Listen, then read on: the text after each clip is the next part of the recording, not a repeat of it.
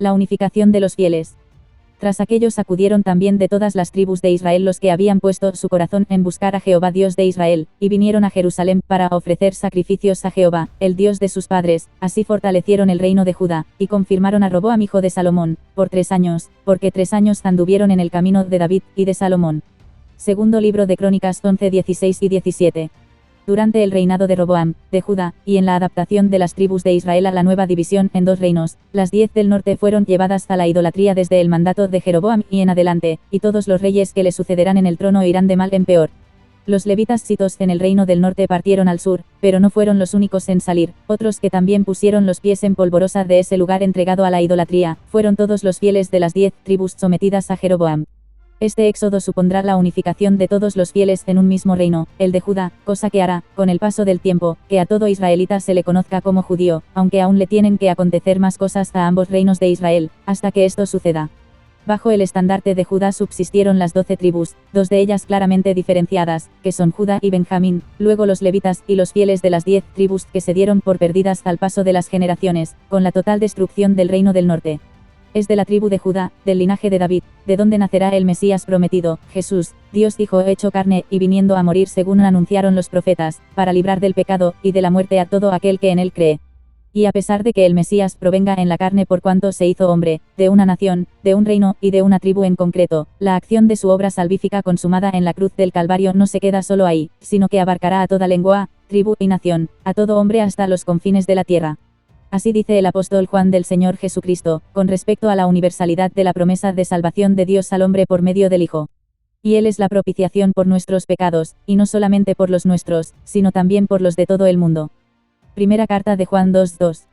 El tiempo en que Jesús fue llevado ante Pilato, y puesto a morir en la cruz del Calvario coincidía con la celebración de la Pascua judía, precisamente aquella en la que sacrificaban un cordero limpio y sin tacha, en recordatorio de la liberación de Dios a su pueblo, de la esclavitud en Egipto.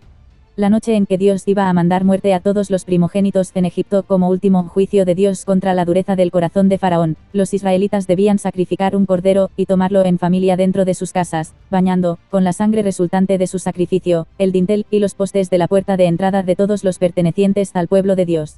El Cordero Pascual vino a ser, de todo el Antiguo Testamento, el tipo de Cristo que más representaba el plan eterno de salvación de Dios y su inconmensurable amor y misericordia, viniendo a derramar, como manso Cordero, hasta la última gota de su sangre, por tal de que Dios pase por alto la muerte en todo corazón que se aferra a la justificación en Cristo, en reconocimiento de su señorío y majestad, y con corazón contrito y sincero. Tras su muerte, sepultura y resurrección al tercer día, anduvo por 40 días más entre sus discípulos, ya en su cuerpo resucitado, y ascendió luego a la diestra del Padre. A 10 días más, el cumplimiento de la promesa del Espíritu a los discípulos vino a coincidir con la festividad del Pentecostés, motivo principal, junto con la Pascua, del peregrinaje de todos los judíos dispersos por tierras extranjeras, que se acercaban a celebrar la fiesta solemne al templo, según la instrucción divina. Y de estos fieles que, a pesar de la distancia y de las dificultades, se trasladaban a Judea para acampar allá desde antes de Pascua, y hasta pasado el Pentecostés, muchos acudieron al aposento alto, atraídos por el estruendo provocado al descender el Espíritu Santo en los allá congregados, y en toda la casa. No pocos fueron los que atendieron, y creyeron a la palabra, y al testimonio de salvación, sino indican las Escrituras que se estimó un grosso modo de 3000 personas, añadidas al cuerpo de Cristo, y a su Iglesia por el Espíritu Santo. Cumplida la promesa del Espíritu, nacía la Iglesia de Cristo, inicialmente formada por judíos venidos de distintos lugares de Medio Oriente que, en su conversión, permanecieron unidos en Judea, congregados en un mismo sentir, sin salir de la ciudad. Pero esto no es lo que les anunció el Señor que acontecería, cuando viniera el Consolador, sino más bien dijo esto: pero recibiréis poder, cuando haya venido sobre vosotros el Espíritu Santo, y me seréis testigos en Jerusalén, en toda Judea, en Samaria, y hasta lo último de la tierra. Hechos 1:8.